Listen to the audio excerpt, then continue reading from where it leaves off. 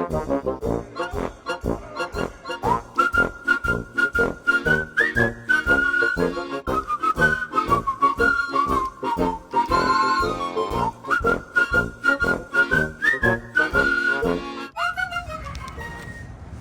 晚嚟呢度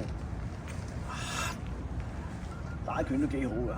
咁今日有個好得意嘅話題咧，就係咩咧？就係話我有個朋友話，呢個祈禱咧冇用嘅。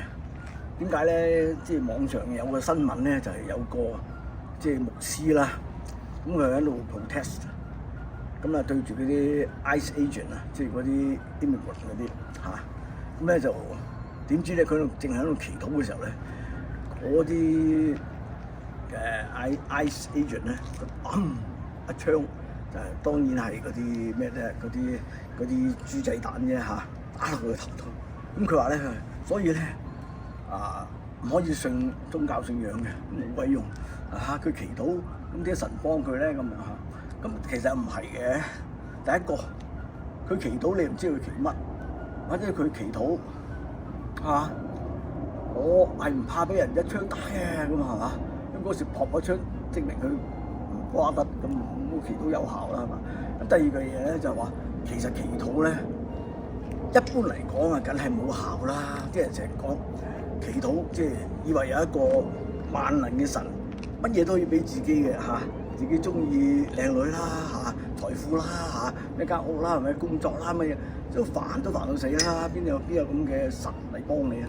咁第一件事咧，其實就冇萬能嘅神啦。呢個世界你都睇得清清楚楚，有萬能嘅神係咁樣嘅咩？係嘛？咁呢啲係人嘅一廂情願嚇，認為有萬能嘅神可以回應每一個人幾十億人係嘛？咁嘅呢個我諗上萬億嚟㗎係嘛？咁嘅個人嘅要求係嘛？其實有啲人好都唔化嘅。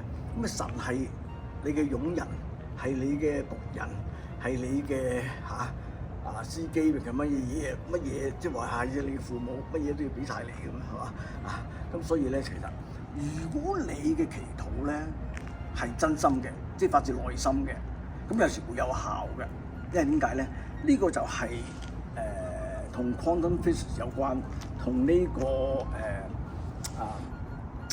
人嘅心靈感應力有關嘅。因為點解咧？嗱，好似你祈禱，你唔一定要講出聲，但係如果你係真心嘅話，咁你可能會影響咗呢個宇宙嘅所謂嘅神啊，就係嗰個信息中心 computing 嘅中心佢可能有反應咯。我覺得我心想事成，成日都心想事成，日日都心想事成。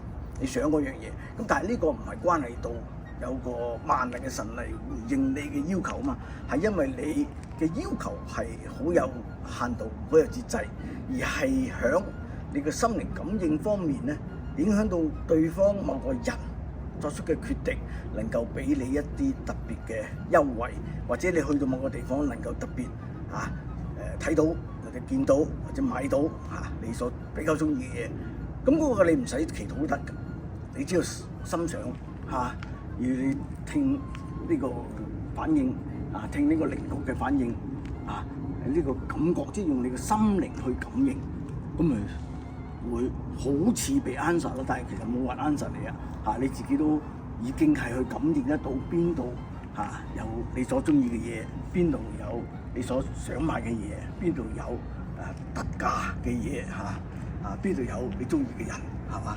咁所以咧就係話如果你話祈禱得，所以你算一個宗教咧，咁梗係冇必要啦，因為宗教都係人做嘅，唔係神做嘅。好多人成日都即係喺度恐嚇人你真係死得啦！你唔信呢個宗教，咁其實冇咁可能嘅，係嘛？咁多個宗教，咁如果咁多宗教嘅主大家去揸手講數，咁咪已經即係七國咁亂啦，係嘛？咁所以咧冇萬能嘅神嘅，因為好多人好即係 contradictory。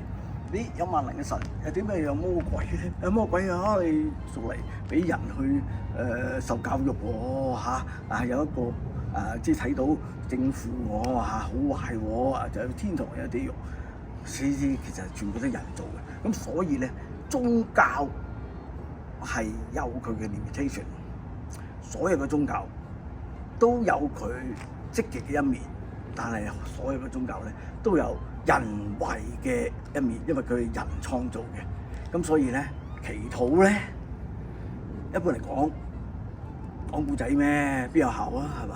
咁你祈禱嗰樣嘢實際啲嘅，咁出現仲有個偶然性噶嘛，仲有個 probability 噶嘛，咁你就當係愛神咯，已經係應許咗我咯，咁咪 OK 咯，你開心就得啦，係咪？人生苦短係嘛？好啦，咁所以咧祈禱有冇用？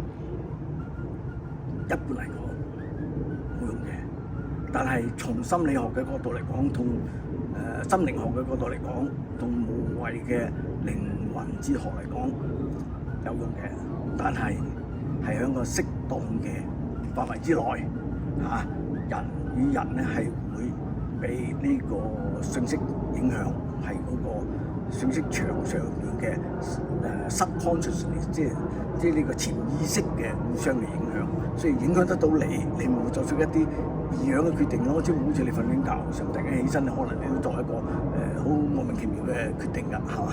咁所以咧有佢嘅一定嘅可行性，但係 in general term 祈禱冇效嘅。今天。